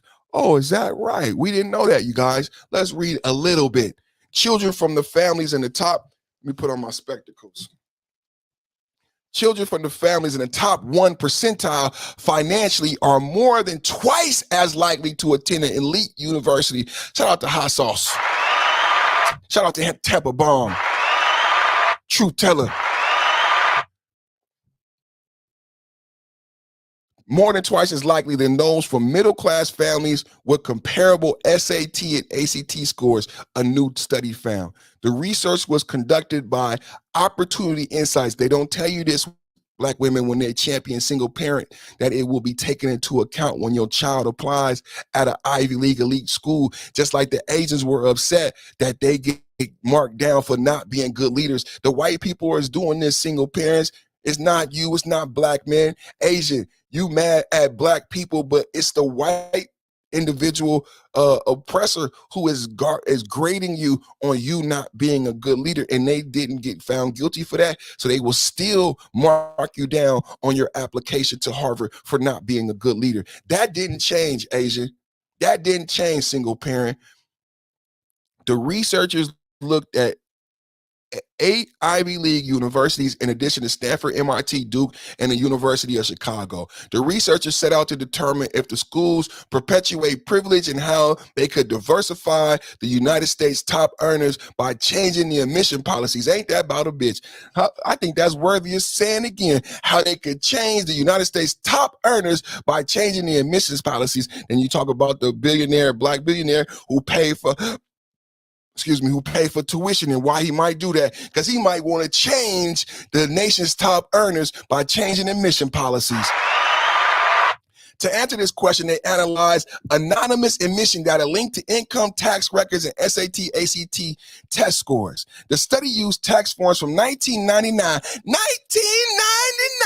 to 2015, and the test scores from 2001 to 2015. Despite the significant advantage to be admitted into elite schools, the study found there was no similar admission advantage at flagship public colleges like the UC system here in California. Let's keep going. The stark difference in admissions by parental income gradients, I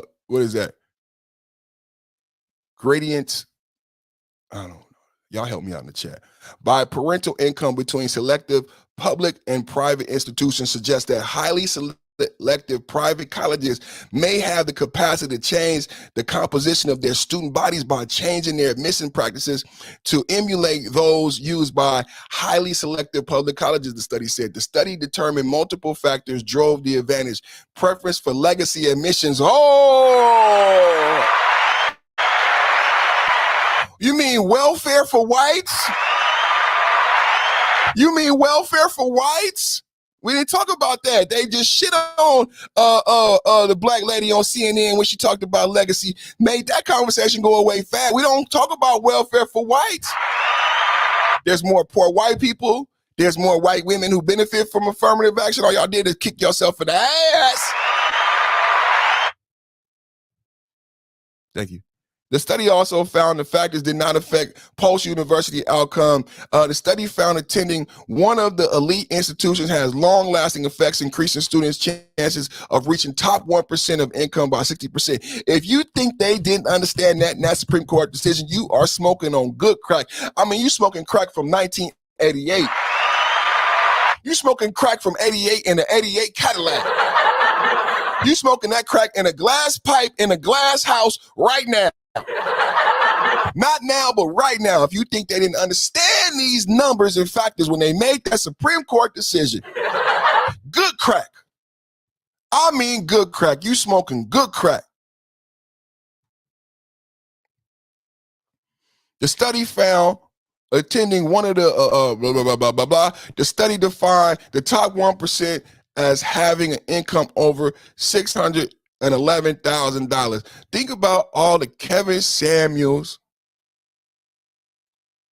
Think about all the Kevin Samuels and now Kendra doing Kevin Samuels content and all of these individuals and how much money they say they want their significant other to make.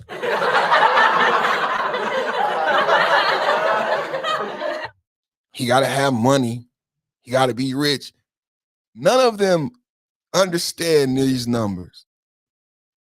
It's 600,000, ladies. Does anybody know how much that is a month? just how much is that a month, everybody? 600,000, man. I've made six figures before. I've had jobs. You're very blessed. Thank you, God. Thank you, God. Thank you, God. The banker didn't want to cash my check. Banker didn't want to cash my check. When you make six figures, do you know how much that is a month? So imagine 6 times that. You're talking about $60,000 a month being deposited into your account. Sounds like a lot, but my boss mortgage. My boss has some like $17,000, $20,000 mortgage on a $2 million home. It was some crazy shit. The way they live is crazy. You don't like they bills is different. They kids going to private schools it hit different. You gotta do your homework on the wealthy, it hit different. Like, and this is the thing about the wealthy white. When you making 600,000, you spend when you making 65,000 a month. So it sounds 600,000. That sounds like a lot, huh, Dennis? But between your wife and your kids, you spending 60,000 a month. So we all want to live like a rapper, right? How much is the new Benz a month? You and your wife, how much is the new Benz a month? We don't ever break this down. How much is the house in the gated community? Small time, not 600,000. The house is 5,000 or 6,000, right? For this person, they paying 17,000 a month on their mortgage. They bought the land, they built the house. It's $3 million, maybe $4 million altogether. It's gonna take them forever to pay it off. This is the people. I don't know if you know these people. This is the people who they talking about. They bought the land, they built the house. It's $4 million. It's 17,000. It's 20,000 a month. I make 60,000 a month. We already y'all at how much is that? That's a quarter of the bread. How much is that? A third of the bread? 20,000 is a third. You only got 2/3 left. 40,000 left. You damn near got 20,000 in cars, right? You got cars, boat. You got a plane rental. You got season tickets to the opera and to the sports. How much is your nut every month? Your wife spending your nut, you already have 45,000. This is why they be trying to make more money and put people in prison. Because even at $600,000 a year, it's not enough to live the American lifestyle that everybody wants to live and think they're able to afford. When I break it down, you're like, damn, it goes that fast. It goes that fast. That's why people win the lottery and be broke in 5 months, because they don't never know how much it takes to live $1 million lifestyle.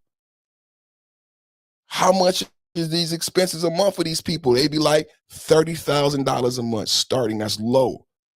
That's low. Right now, I told y'all this. I know somebody looking for a place.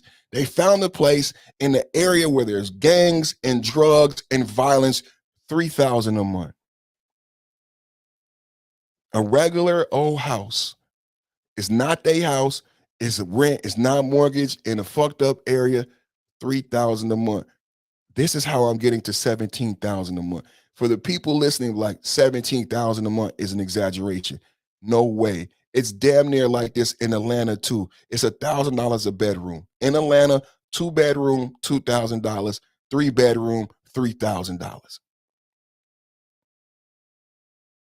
So we talking about a lot of money for these 1%ers. What else do the article say? Since leadership positions in the U.S. are disproportionately held by graduates of elite schools, they're not going to say white, everybody. Since leadership positions in the U.S. are disproportionately held by graduates of elite schools, remember when we talked about the black CEOs and the amount of black CEOs and why that black billionaire paid that tuitions off? It's because of these facts right here, you guys. The researchers at Opportunity Insights assert that the schools could diversify the country's leaders by changing their admission policies. We conclude that even though they educate a small share of students overall and therefore cannot change rates of social mobility by themselves, Ivy Plus colleges could meaningfully diversify the socioeconomic origins of society's leaders by changing admission policies, the study stated. Now, think about this, you guys. This is what I love about what I do. That's both ways. That goes both ways. And if you paid attention to the class, that's what just happened with the Supreme Court decision. Did you hear what they said? They didn't say either way. They didn't say either way. They just said that giving you this information, hey, the nation's CEOs and presidents come from these Ivy League schools, whether you like it or not. Whether people throw in the fact that Georgia Tech and public schools and Stanford, all that shit are different with admissions, fuck all that, because the presidents and the CEOs come from these Ivy League schools.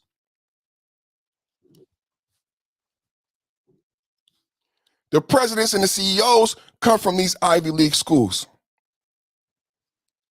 So if they change their admission policies, what actually just happened? They have the ability to change the socioeconomic makeup of America's leaders,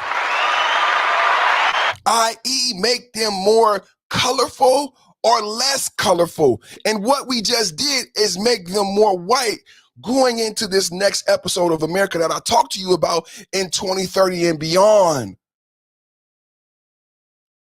And everybody's saying, oh, we'll go to HBCUs, or it doesn't matter at the UC Davis and the UC Berkeley's or Georgia Tech.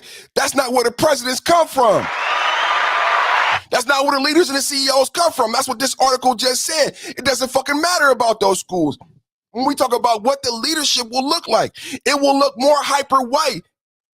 These are white people positioning themselves in their decline, as this is the first year where it's less than 60% white, and it will just continue that way until this country is no longer a majority white. But with these changes to admission, you have changes to the leadership structure. It will look like some dystopian sci-fi movie where there's no white people, but they're all white leadership.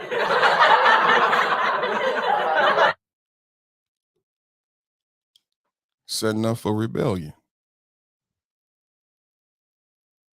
Setting up for rebellion.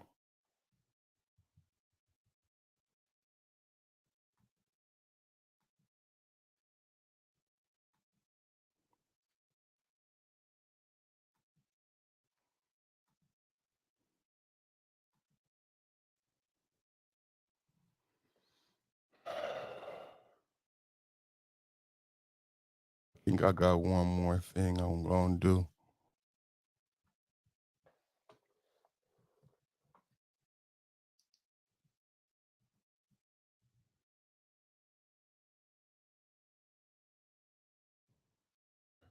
I think we got one more story. Party people in a place to be. I think we got one more story.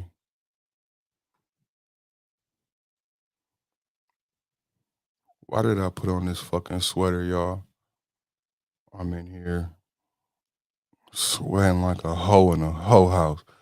I'm in here sweating like a nigga in a holding tank with a sack of crack in his asshole, nigga. I'm sweating up a storm, hoping they don't strip search me, nigga, and find this quarter ounce in my ass, nigga.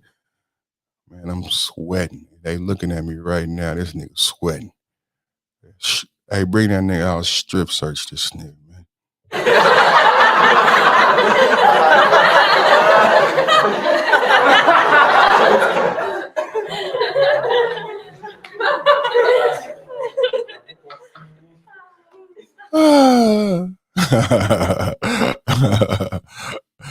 All right, something went wrong. Okay, something went wrong.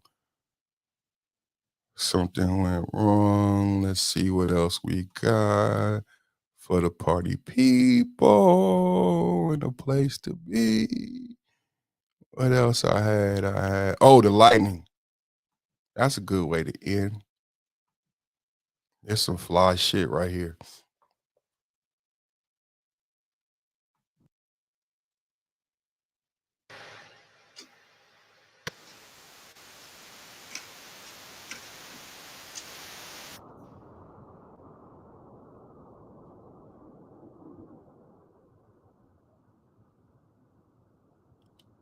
This is in the Dakotas, South Dakota, I think.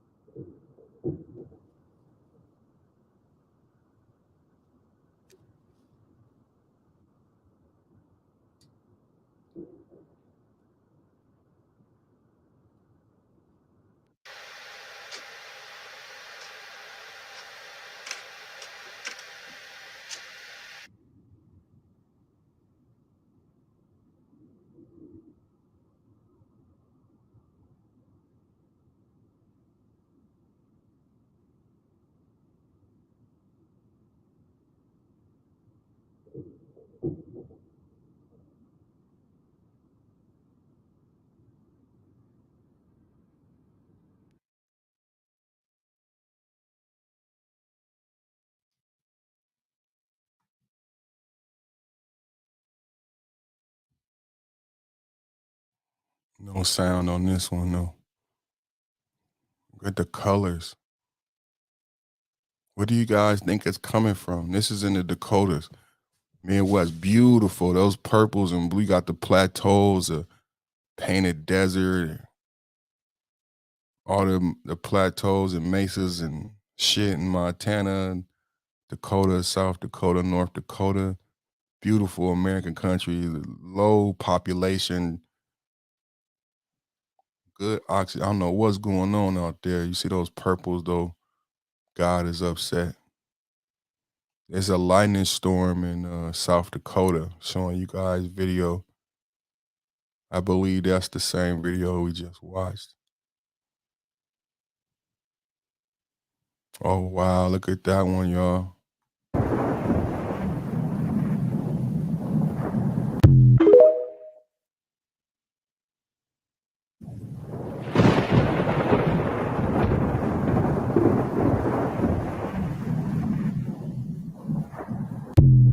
It's like it came up from the ground, y'all. It's like it didn't come from the sky.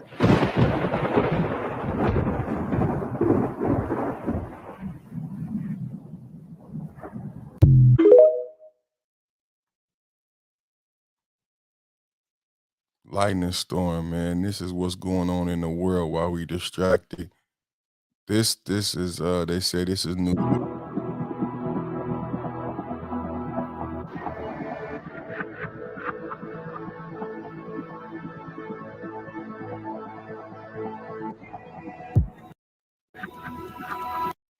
So we got some storms coming.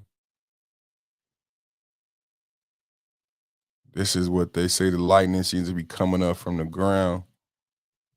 What y'all think?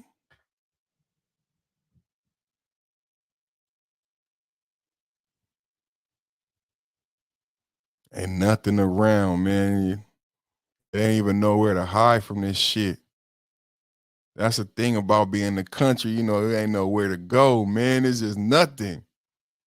It's like in the movie, you could get in your car and drive. You could be driving for hours, nowhere to go. No trees, no nothing. No caves, man.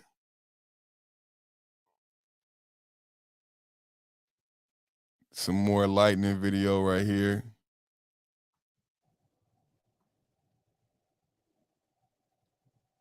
That looks like a church steeple.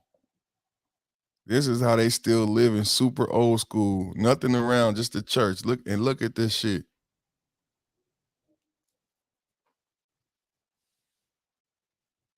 It look like it's stopping. Don't it look like it's stopping?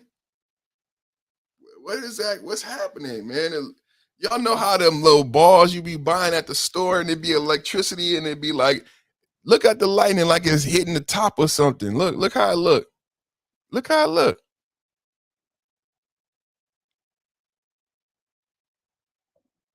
I don't know. You tell me what you think. You tell me what you think.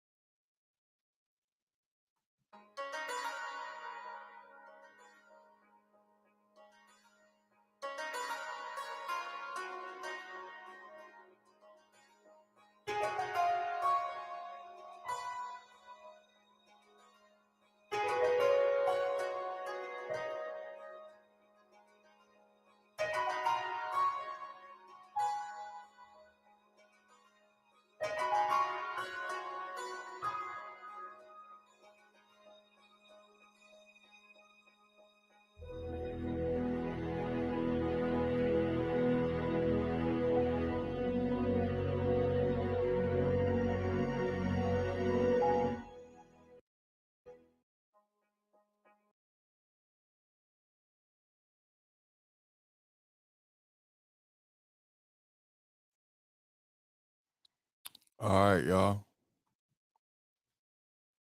Thank y'all for tuning in, man. Had another fire show today. Make sure y'all get over to the channel, watch all the videos, binge watch, check out my new shorts. I've been really going in on my comedic. I've been channeling my comedic side and my thespian. I'm channeling my inner thespian, my inner comedian, creating fire short content for y'all. Y'all go watch them shorts, man. Hit the like, leave a comment. Don't be the last. Don't let 5.0 be the last one to comment on the viral short. I need 5.0 to be the first people to hit the like, the thumbs up, and the comment on my viral short media. 15 seconds, 60 seconds. Get over to the podcast. Check out the community tab. I don't see enough of you monkey motherfuckers in the community tab. Hit my thumbs up. Hit the video from the community tab. If you don't get the notification, you got to put the notification bell on so you can see my community tab when you log into YouTube. You will see me notify you there also. So fuck with the community tab. When you see it, hit the thumbs up, leave a comment. After the show, leave a comment. It's important that we hit the thumb up, and after the show is over, you leave a comment because it helps the algorithm. See y'all tomorrow. Have a good day, man. PTP, I'm out. God bless everybody. A prayer covering over everybody.